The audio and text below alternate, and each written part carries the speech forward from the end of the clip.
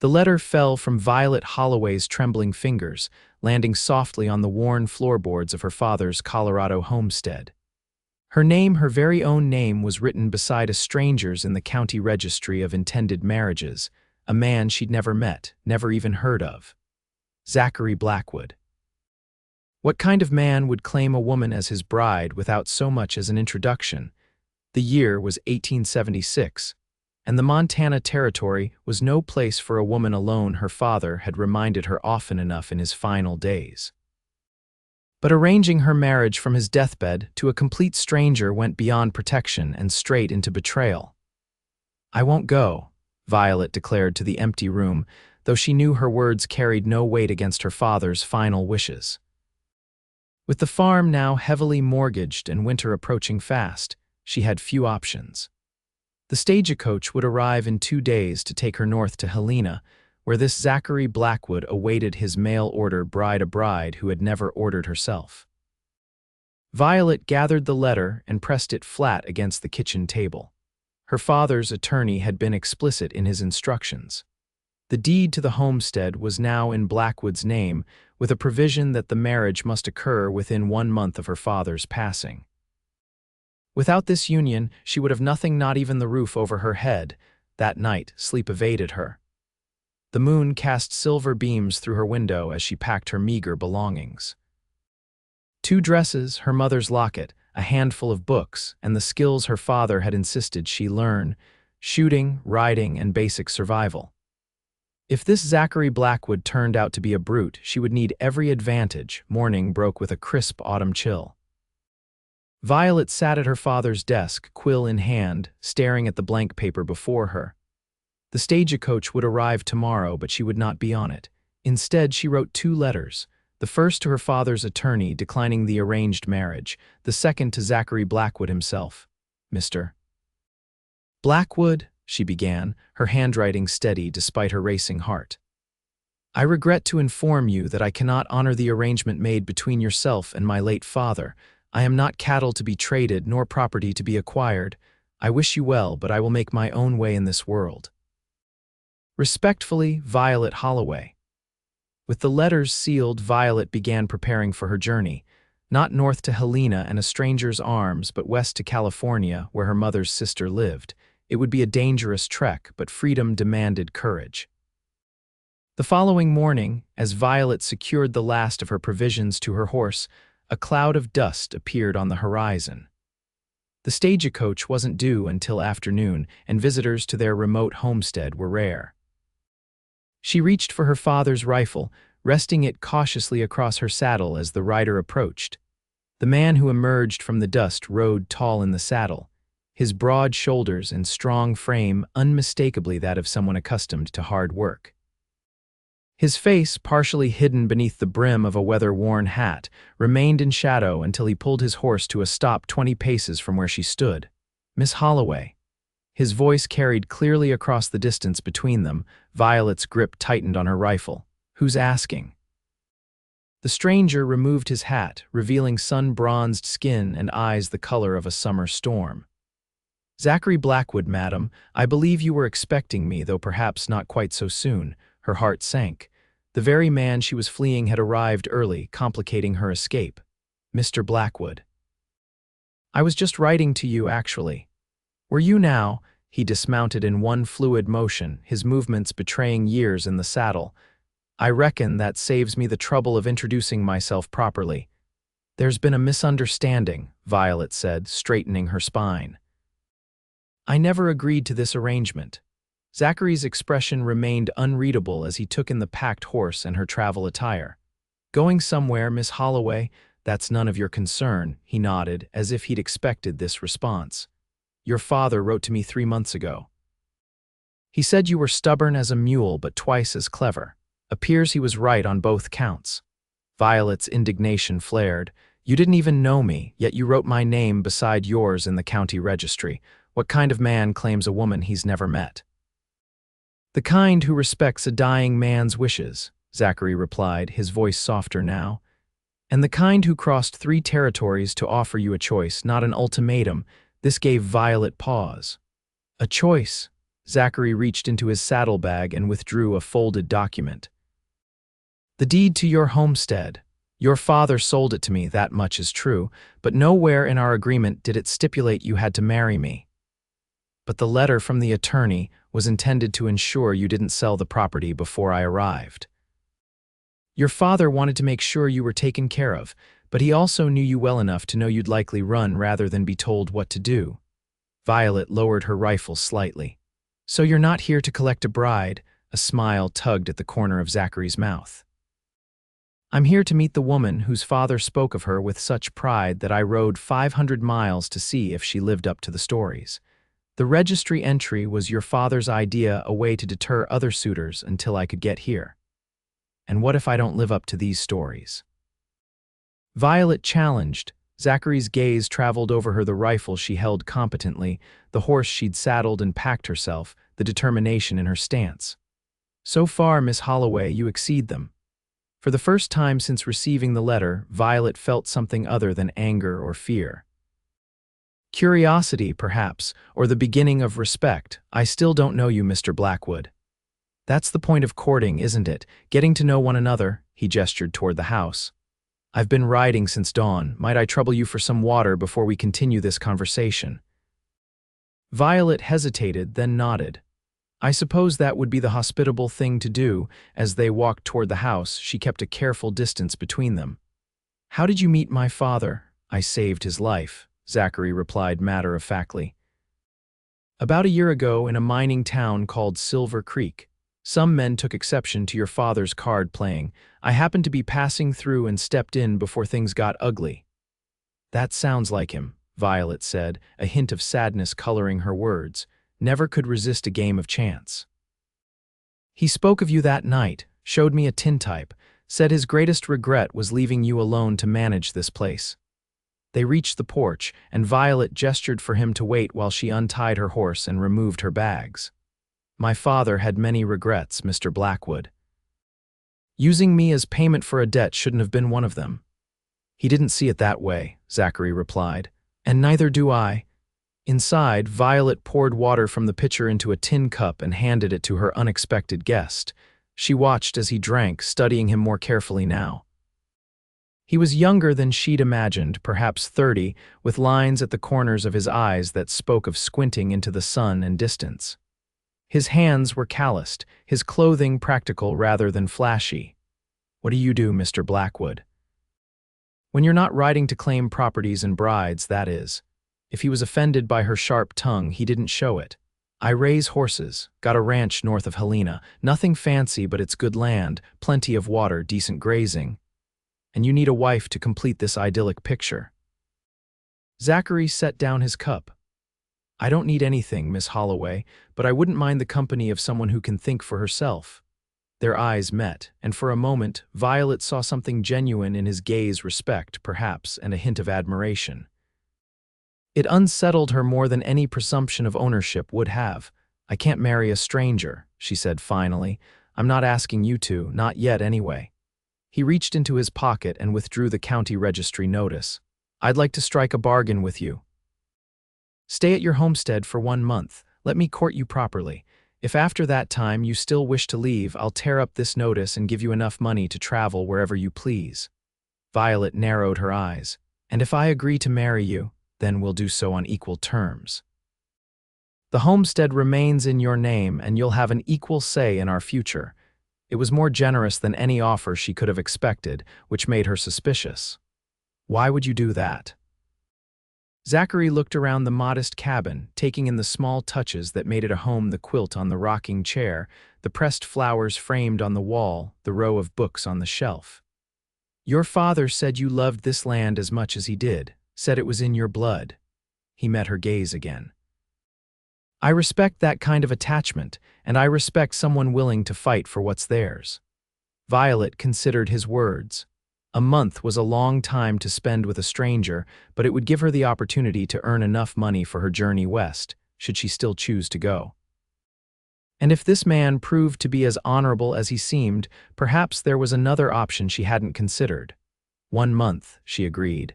But I sleep with my father's rifle, Mr. Blackwood, and I know how to use it. A genuine smile broke across his face, transforming his features. "I wouldn't expect anything less, Miss Holloway." Thus began the strangest courtship the Colorado Territory had ever seen. Zachary did not move into the homestead, as Violet had feared he might. Instead, he made camp by the creek that marked the eastern boundary of the property, close enough to assist with daily chores but far enough to maintain propriety. The first week passed in a cautious dance of proximity and distance. Zachary helped repair the barn roof that had been leaking since spring, while Violet continued her preparations for winter smoking meat, canning vegetables from her garden, gathering firewood. They worked side by side but spoke little, each watching the other from the corner of their eye. On the seventh day, as they sat on the porch after a day's work, Violet finally asked the question that had been burning in her mind. "What did my father promise you, Mr. Blackwood? Why go through all this trouble for a woman you've never met in land that's barely breaking even?" Zachary considered her question, his gaze fixed on the distant mountains turning purple in the fading light. "Your father didn't promise me anything except the chance to meet you. The land was my idea, a way to ensure you wouldn't be left destitute if he passed before we could be properly introduced." "That's quite a risk to take on a stranger's daughter. Perhaps," he turned to look at her then, his expression serious, "or perhaps your father recognized something in me that he thought might complement something in you." "And what would that be?" Violet asked, her voice barely above a whisper. "Determination, independence, and a certain loneliness that comes from forging your own path." His words struck a chord within her that she wasn't prepared to acknowledge. "You don't know me well enough to make such assumptions, Mr. Blackwood." "No, I don't," he agreed readily. "That's why I'm here to learn." The second week brought unexpected challenges. An early autumn storm rolled in from the mountains, bringing with it driving rain and biting wind. Zachary's tent camp became untenable, and Violet, against her better judgment, invited him to sleep in the barn. "You'll catch your death out there," she said practically. "There's clean straw in the loft and plenty of space away from the animals." Zachary accepted with a nod of gratitude. "Thank you, Miss Holloway. I promise to respect your hospitality." That night, as the storm raged outside, Violet lay awake listening to the rain hammer against the roof. Her father's rifle remained propped against her bedpost, but for the first time since Zachary's arrival, she didn't feel the need to keep it quite so close. The next morning, she found him already up and tending to the animals, his hair damp from washing at the pump. He'd made coffee, and a cup sat steaming on the kitchen table waiting for her. "Hope you don't mind," he said when he saw her in the doorway. "Seemed the least I could do for the roof over my head." Violet accepted the coffee and took a sip. It was stronger than she usually made it, but good. "You're up early." "Old habits," he explained. "On a ranch, the day begins before the sun." "Tell me about your ranch," she said, surprising herself with her interest. Zachary's face lit up at the question. "It's not much to look at yet, but the potential is there. Good water rights, valley protected from the worst of the winter storms. I've got about 30 horses now, mostly quarter horses, but a few thoroughbreds I'm hoping to breed." "And you manage it alone?" "I have 2 hands who help with the breaking and training. Good men, reliable, but yes, most of the responsibility falls to me." Violet nodded, understanding the weight of such responsibility all too well. "That's a lot for one person." "It is," he agreed, his eyes meeting hers over the rim of his cup. "That's part of why your father's proposition appealed to me, not just the possibility of a wife, but a partner." The word partner lingered between them, carrying more weight than wife ever could in Violet's mind. A wife could be property, a decoration, a burden, but a partner implied equality, respect, shared purpose. "I've never thought of marriage that way," she admitted. "Neither did I, until I spent a few years trying to build something lasting on my own." He hesitated, then added, "Your father said you were the same, capable but isolated." Violet couldn't deny it. Since her mother's death when she was 16, she'd shouldered increasing responsibility for the homestead. Her father, broken by grief and increasingly drawn to gambling and drink, had left her to manage most aspects of their survival. She'd learned to rely on herself because there had been no one else. It's difficult to trust when you've been disappointed, she said finally. Zachary nodded, understanding in his eyes that it is, but it's also difficult to build anything worthwhile entirely alone. As the rain continued to fall throughout the day, they remained indoors, the forced proximity breaking down some of the careful barriers they'd maintained. Violet showed him her mother's collection of books, treasured volumes of poetry and adventure that had been her escape during difficult times. Zachary, in turn, spoke of his childhood in Tennessee, his father's death in the war, and his journey west in search of a fresh start. By the time the storm passed 2 days later, something had shifted between them. The silences were more comfortable, the glances less guarded. When Zachary insisted on returning to his camp by the creek, Violet found herself oddly disappointed. "The barn isn't so bad," she offered, "and there's more work to be done on the north field fence before winter sets in. Are you asking me to stay closer, Miss Holloway?" There was a teasing note in his voice that might have irritated her a week ago, but now only brought warmth to her cheeks. "I'm being practical, Mr. Blackwood, nothing more." But they both knew it was something more, even if neither was ready to name it. The third week brought visitors a rare occurrence at the remote homestead. Violet was in the garden harvesting the last of the season's vegetables when the sound of approaching horses drew her attention. 3 riders appeared on the road, their manner and dress immediately putting her on alert. They were not the usual type of travelers who passed through the area. Zachary emerged from the barn, casually positioning himself between Violet and the approaching men. His hand rested near the pistol at his hip, though his posture remained relaxed. "Afternoon, gentlemen," he called as they drew closer. "What brings you this way?" The leader of the group, a heavy-set man with a pockmarked face, reined his horse to a stop.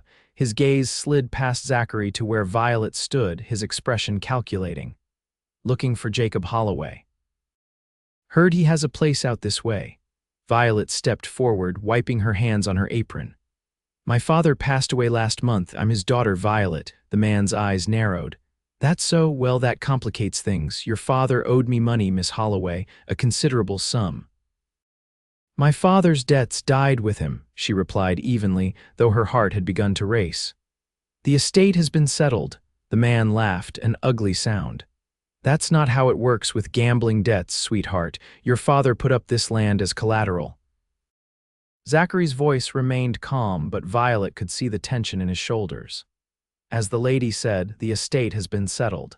I purchased this property from Mr. Holloway before his passing.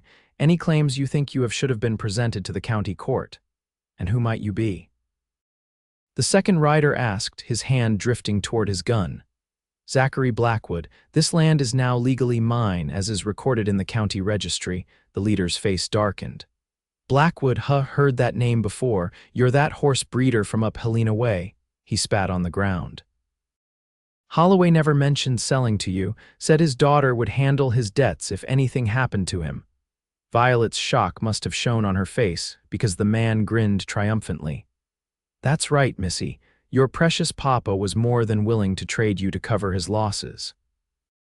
Said you were pretty enough to fetch a good price." Before Violet could react, Zachary moved with surprising speed. In one fluid motion, he drew his pistol and cocked it, the click echoing in the sudden silence. "I suggest you gentlemen leave now, before you say something that can't be taken back." The tension crackled between them for several long moments, then the leader raised his hands in mock surrender. "No need for that, Blackwood. We're just having a conversation." "The conversation is over," Zachary replied, his voice dangerously soft. "If you have a legitimate claim, take it to the county judge. Otherwise, this is private property and you're trespassing." The 3 men exchanged glances, clearly weighing their options. Finally, the leader nodded. "We'll go, but this isn't settled." His gaze slid to Violet again. "Your father was a man of many secrets, Miss Holloway. You might want to ask your new friend here what else he knows about them." With that parting shot, they wheeled their horses around and rode away, leaving a cloud of dust and unease in their wake. Violet stood frozen, her mind racing with implications. Had her father truly offered her as payment for his gambling debts? And what had the man meant about Zachary knowing her father's secrets? When she finally turned to face him, Zachary's expression was grim. "They won't stay gone for long." "You knew," she said, her voice barely audible, "you knew about my father's gambling debts." Zachary holstered his weapon with careful precision. "Yes, and did you know he offered me as—" She couldn't finish the sentence, the very thought making her ill. "No." His denial was immediate and forceful. "Never, but I knew he was in trouble with dangerous men. It's why I bought the land to protect it, and you, from exactly this scenario." Violet wanted to believe him, but the stranger's words had reopened wounds she thought had scarred over. Her father's betrayal felt fresh again, and Zachary's involvement suddenly seemed suspect. "Why didn't you tell me? Would you have believed me?" he asked quietly. "Or would you have thought I was trying to manipulate you into accepting our arrangement?" He had a point, and they both knew it. Before today, she would have dismissed such claims as attempts to make her dependent on him. "Who were those men?" "Bad men from a worse place," Zachary replied. "Your father fell in with them in Silver Creek. It's where I met him pulling him out of a card game that was about to turn deadly." Violet wrapped her arms around herself, suddenly cold despite the autumn sun. "And now they're here. They won't get what they came for," Zachary promised, his voice steel beneath velvet, "but we need to be prepared for them to try." That night, despite her earlier resolve to maintain boundaries, Violet asked Zachary to sleep in the house. He made a pallet on the floor near the fireplace, his presence both reassuring and unsettling as she tried to reconcile what she'd learned with what she was beginning to feel for this man who had ridden into her life on the pretense of claiming her. "Why did you really come here?" she asked into the darkness long after they should have been asleep. For a moment she thought he wouldn't answer. Then his voice came, low and honest in the night. "Because your father showed me your picture and there was something in your eyes that I recognized. Something that's been missing from my life." "What was that?" "Purpose," he said simply. "Not just surviving, but building something worth protecting." Violet lay awake long after Zachary's breathing had deepened into sleep, turning his words over in her mind. She had spent so long focusing on survival that she had forgotten to consider what she was surviving for. The idea of building something, of creating a future rather than merely enduring the present, was both terrifying and exhilarating. The fourth week began with heightened vigilance. Zachary taught Violet signals they could use to communicate if danger approached, and they established routines that kept them aware of their surroundings at all times. They worked together preparing the homestead for winter, their movements becoming increasingly synchronized, anticipating each other's needs without discussion. In the evenings, they sat before the fire, talking of their pasts and, more tentatively, their futures. Zachary spoke of his plans for the horse ranch, the bloodlines he was developing, the reputation he was building. Violet found herself offering suggestions, drawing on her own experience with the hardy mountain ponies her father had raised in better times. "You have a good eye," Zachary remarked one evening after she detailed the strengths and weaknesses of his breeding program. "Most people can't see past a horse's color to its conformation." "My mother taught me," Violet explained. "She was the true horse person in the family. My father just saw them as commodities." "Is that something you'd want to continue, working with horses?" The question caught her off guard. She hadn't allowed herself to think beyond survival for so long that considering a passion seemed almost frivolous. "I suppose I would, given the opportunity." Zachary's expression turned thoughtful. "There's plenty of opportunity at my ranch. The valley has good grass for broodmares and the water's sweet. The mountains provide shelter from the worst of the weather. Are you offering me a job, Mr. Blackwood?" Violet asked, a smile playing at the corners of her mouth. "I'm offering you options, Miss Holloway." His eyes held hers, serious despite his light tone. "Marriage is only one of them." The realization that he meant it, that he was giving her genuine choices, affected Violet more deeply than any declaration of love might have. In a world where women's paths were so often prescribed and limited, the gift of choice was precious indeed. "The month is almost up," she reminded him softly. "I know." He hesitated, then added, "Whatever you decide, I want you to know that meeting you has been worth the journey." The sincerity in his voice made something in Violet's chest tighten. She was about to respond when the sound of a horse approaching at speed broke the moment. They both moved to the window, Zachary's hand automatically reaching for his gun. A lone rider galloped into the yard, his horse lathered with exertion. It was Jim Taylor, their nearest neighbor, whose homestead lay 5 miles to the east. "Violet," he called, dismounting before his horse had fully stopped. "You need to clear out. Those men who were asking about your father, they're coming back and they've brought friends." Zachary was already moving, gathering essentials. "How many? How far?" "At least 8, maybe 10, Jim replied, his weathered face grave. "They stopped at my place asking directions. I rode cross-country to get here first. There may be an hour behind me." Violet stood frozen for a moment, the reality of the threat sinking in. "They mean to take the homestead by force. Or worse," Jim confirmed grimly. "The talk in town is they're not just after the land. Word is your father signed papers promising you to their leader if he couldn't pay his debts." The confirmation of her worst fears sent a chill through Violet. She looked to Zachary, whose expression had hardened into something dangerous. "We need to go," he said, his voice leaving no room for argument. "Now." "I can't just abandon my home," Violet protested, though she was already moving to gather her most precious possessions. "It's not the home they're after," Zachary replied, his tone gentler now. "It's you, Violet, and I won't let them take you." It was the first time he had used her given name, and the intimacy of it in this moment of crisis wasn't lost on her. She nodded, making quick decisions about what to take and what to leave behind. Within 20 minutes, they had packed the essentials onto their horses. Jim promised to spread word among the other homesteaders about the dangerous men passing through, and to send for the territorial marshal, though they all knew help would come too late if they remained. As they prepared to ride out, Violet took one last look at the cabin that had been her home for most of her life. The memories it held, both good and bad, tugged at her heart. Yet strangely, as she turned away, she felt not despair but a curious sense of liberation. "Where will we go?" she asked Zachary as they urged their horses into a trot, heading west into the foothills where they could better evade pursuit. "I know a place," he replied. "An old trapper's cabin about 15 miles from here. We can shelter there until it's safe to move on."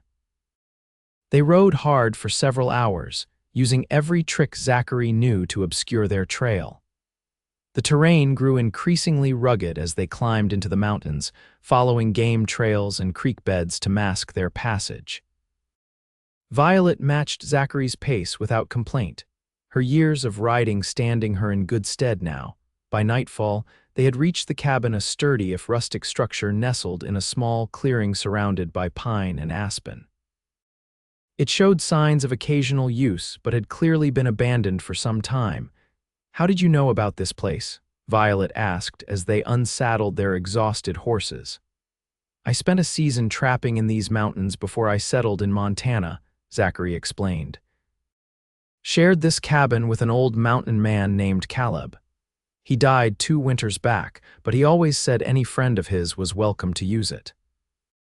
The interior was basic but sound: a stone fireplace, a rough-hewn table with 2 stools, a platform bed covered in old furs, and shelves stocked with basic provisions. Zachary quickly got a fire going while Violet organized their supplies. The reality of their situation alone in a remote cabin, pursued by dangerous men, should have terrified her. Instead, Violet felt a strange calm. Perhaps it was the presence of the man working quietly beside her, or perhaps it was the knowledge that she had chosen this path rather than having it forced upon her. As the fire's warmth began to fill the small space, Zachary finally broke the comfortable silence between them. "I'm sorry about your home. It was just a place," Violet replied, surprising herself with the truth of it. "The land mattered to me once, but lately it's felt more like a trap than a home. Still, it was yours." She looked at him then, really looked at him, the strength in his hands as he worked, the concern in his eyes, the way he had put himself between her and danger without hesitation. "Was it? Or was it just one more thing my father gambled away?" Zachary set down the coffee pot he'd been filling and moved to sit beside her on the edge of the bed. The deed is in your name now. I transferred it the day after I arrived. Whatever happens, you won't be left with nothing." This revelation stunned her. "Why would you do that?" "Because I wanted you to choose me, not need me." His voice was rough with emotion. "I wanted whatever grew between us to be real, not born of desperation or obligation." Violet's heart thundered in her chest. "And has something grown between us, Zachary?" He reached for her hand, his calloused fingers gentle against her skin. "You tell me." The moment stretched between them, fragile and precious. Outside, the wind whispered through the pines, and somewhere in the distance, a wolf called to its mate. Inside, two people who had begun as strangers stood at the threshold of something neither had dared to name. "I think," Violet said carefully, "that my father may have been right about one thing, at least." "What's that?" "That you and I might understand each other in ways others wouldn't." She turned her hand in his, lacing their fingers together. "I'm still angry about how we met, and I still have questions about my father's debts, but I'm grateful you came into my life, even under false pretenses." Zachary's smile transformed his face, erasing the worry lines that had been present since their hasty departure. "Does this mean you might consider extending our arrangement beyond the month we agreed upon?" "I'm considering it," Violet admitted, a smile of her own forming. "Though I believe the terms may need to be renegotiated." "I'm open to negotiation," he replied, his voice dropping to a murmur as he leaned closer. "What terms did you have in mind?" Before she could answer, the distant sound of horses brought them both to alert. Zachary moved swiftly to the window, careful to stay hidden as he peered into the darkness. "Riders," he confirmed, his earlier lightness gone. "At least 4, maybe more." Fear seized Violet's throat. "How did they find us so quickly?" "They didn't," Zachary replied grimly. "They're just thorough, probably sent groups in different directions." He reached for his rifle. "They're still a ways off, and they don't appear to be heading directly for us, but we should be ready to move if they get closer." They extinguished the fire and lamps, plunging the cabin into darkness relieved only by moonlight filtering through the small windows. For the next hour they sat in tense silence, listening as the sounds of the riders grew closer, then blessedly began to fade as they passed the cabin without discovering it. When the forest had been quiet for some time, Zachary finally relaxed his vigilance. "I think they're gone for now, but they'll likely return at first light to search more thoroughly." "What do we do?" Violet asked, practical despite her fear. "We leave before dawn," he decided. "Head north through the high country. It's rough going, but I know the trails, and they're less likely to follow us there." And then, Zachary's expression softened as he looked at her. "That depends on you, Violet. We could continue to my ranch in Montana where you'd be safe, or I could take you wherever else you want to go. California, perhaps to your aunt." The choice was suddenly crystal clear to Violet. The past month had shown her more about Zachary Blackwood than years of conventional courtship might have. She had seen him under pressure, witnessed his integrity, experienced his respect for her independence. Most importantly, she had seen how they worked together not as man and woman bound by convention, but as equals facing challenges side by side. "I think," she said slowly, "that I'd like to see this horse ranch of yours. I hear the owner is looking for a partner with a good eye for horseflesh." The hope that bloomed on Zachary's face was worth any risk they might face on the journey ahead. "Are you saying what I think you're saying?" "I'm saying I want to continue getting to know you, Zachary Blackwood. Not because my father arranged it, and not because circumstances forced us together, but because I choose to." He crossed the room in 2 strides and took her hands in his. "Violet Holloway, when I wrote your name beside mine in that registry, I never imagined the woman would exceed the promise of the name so completely." "Is that a poetic way of saying you like me better in person than on paper?" She teased, her heart lighter than it had been in years despite their precarious situation. "It's a poetic way of saying I'm falling in love with you," Zachary replied, his honesty taking her breath away. "And that I'll wait as long as it takes for you to be ready to hear those words." Violet reached up to touch his face, her fingers tracing the line of his jaw. "I think I might be ready sooner than either of us expected." Their first kiss was gentle, a question rather than a demand. When they parted, Violet saw in Zachary's eyes the same wonder she felt that something so precious could emerge from circumstances so unlikely. They spent what remained of the night making plans, their hands often finding each other in the darkness. By dawn, they had prepared their horses and plotted their route north. The journey would be challenging, particularly with winter approaching, but they would face it together. As they rode out in the gray light of early morning, Violet cast one last glance back at the mountains that had been her home. For the first time in years, she was riding toward something rather than away from it. The path ahead was uncertain, but the man riding beside her was not. 3 weeks later, as the first snow dusted the mountains behind them, Violet and Zachary crested a ridge overlooking a verdant valley nestled between protecting peaks. A cluster of well-maintained buildings stood near a winding creek, and in the pastures beyond, horses grazed contentedly. "Welcome to Blackwood Ranch," Zachary said, pride evident in his voice. "It's not much compared to some spreads, but it's mine, and now, if you'll have it, it's yours too."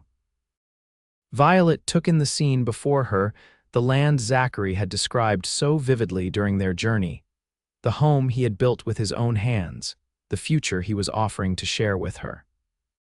It was more beautiful than she had imagined, more real than the dreams she had barely allowed herself to nurture. "It's perfect," she said simply. They had evaded their pursuers, using Zachary's knowledge of the back country to lose them in the high mountains. Whether the men had given up or were still searching, they couldn't know for certain. But here, surrounded by the community Zachary had built and the new life they were forging together, Violet felt safe for the first time in years. As they rode down toward the ranch buildings, 2 men emerged from the barn, waving in welcome. Zachary had sent a telegram ahead from the last town they'd passed through, so his ranch hands were expecting them. "That's Wade and Charlie," he explained. "Good men, like I told you. They've been looking after things while I was gone." The welcome they received was warm, the men clearly happy to see their boss returned safely and intrigued by the woman at his side. Violet was introduced simply as Miss Holloway, who will be staying with us. But the knowing glances exchanged by the hands suggested they understood the situation perfectly. That evening, after they had settled in and shared a hearty meal with the ranch hands, Zachary showed Violet to a small but comfortable bedroom off the main living area of the ranch house. "It was my mother's sewing room," he explained, somewhat self-consciously. "I fixed it up while the boys were showing you the horses. It's not much, but it'll give you privacy until—" He trailed off, clearly wanting to respect her need for time and space. Violet's heart swelled with affection for this man who had risked everything to protect her, yet still worried about propriety and her comfort. "Until we're properly married," she supplied, a smile playing at her lips. Zachary's eyes widened slightly. "I wasn't presuming, I know you weren't," she interrupted gently. "But I've had nearly 2 months to consider the prospect of being your wife, Zachary. I think that's a sufficient courtship, don't you?" The hope in his expression was almost painfully beautiful. "Are you sure, Violet?" "There's no rush, I want you to be certain." In answer, she stepped closer and placed her hands on his chest, feeling the steady beat of his heart beneath her palms. "I've never been more certain of anything.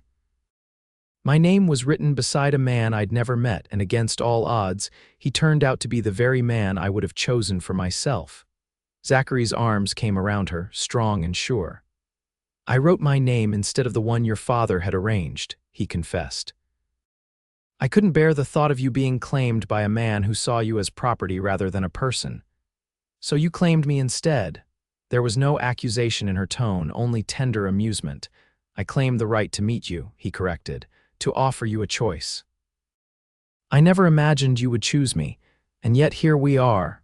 Violet reached up to touch his face, marveling at how familiar it had become in so short a time.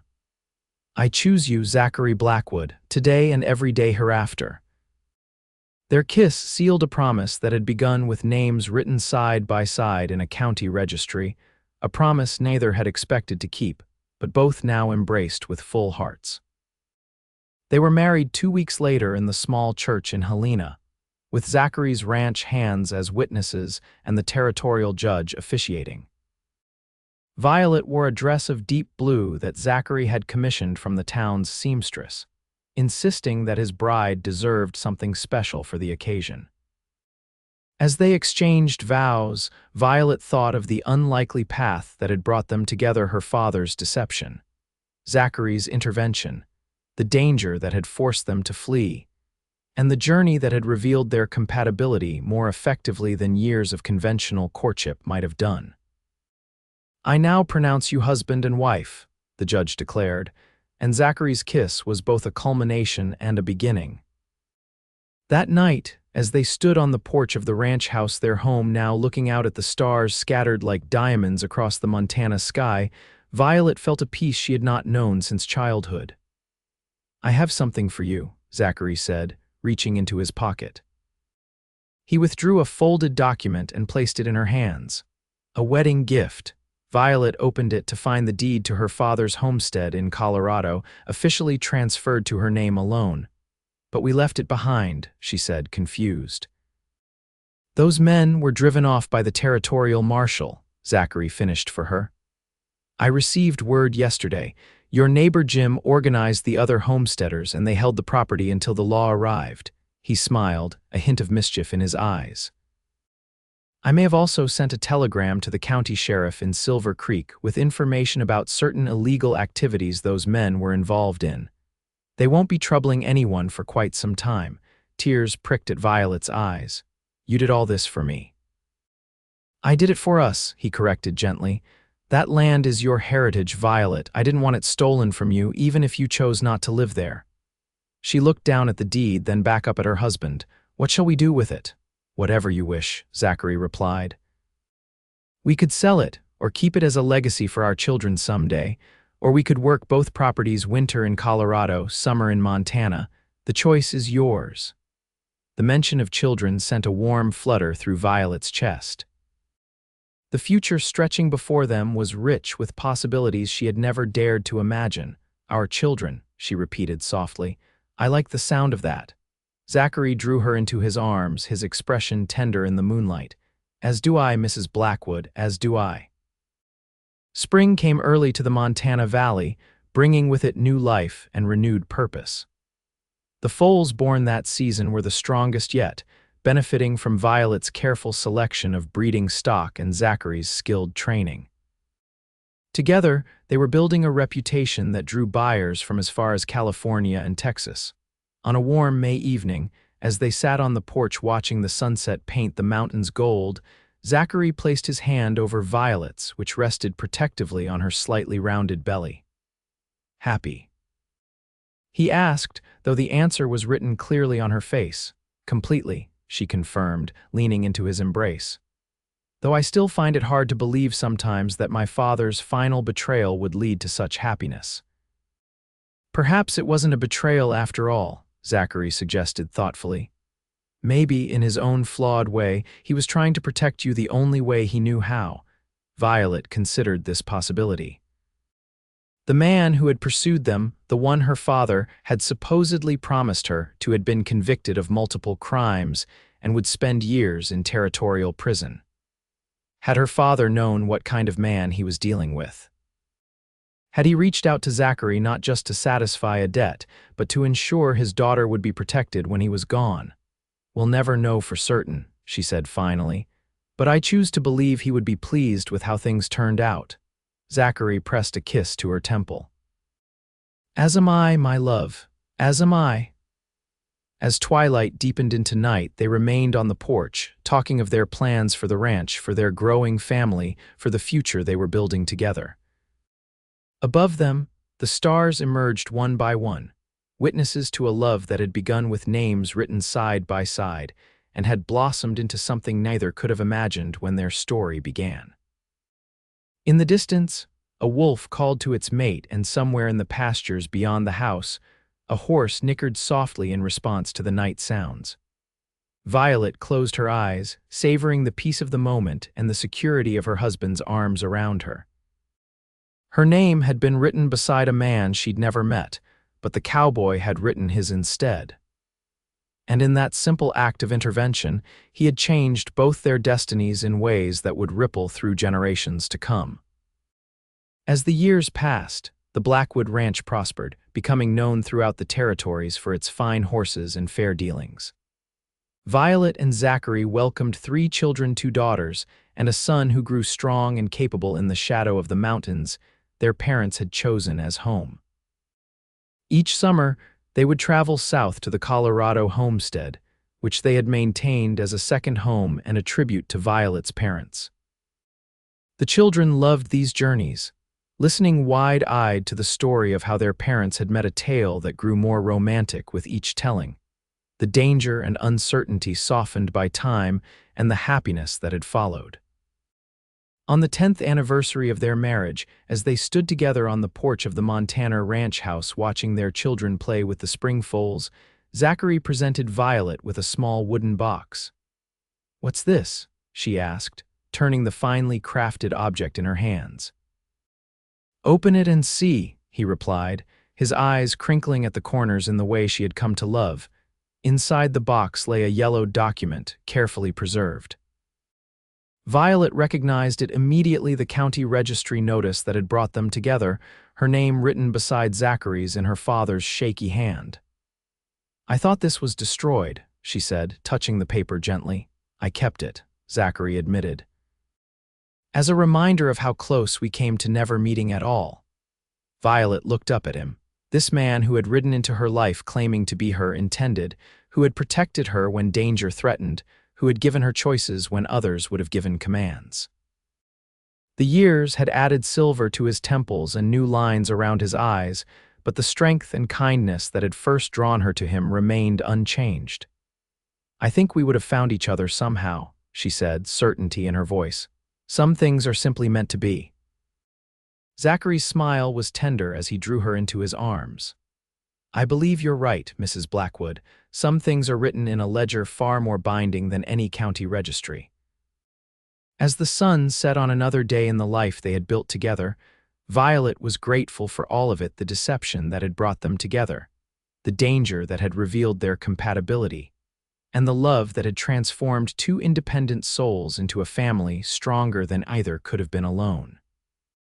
Her name had been written beside a stranger's, but destiny had ensured that the stranger would become the other half of her heart. And in that unexpected pairing, both had found the home they had been seeking all along.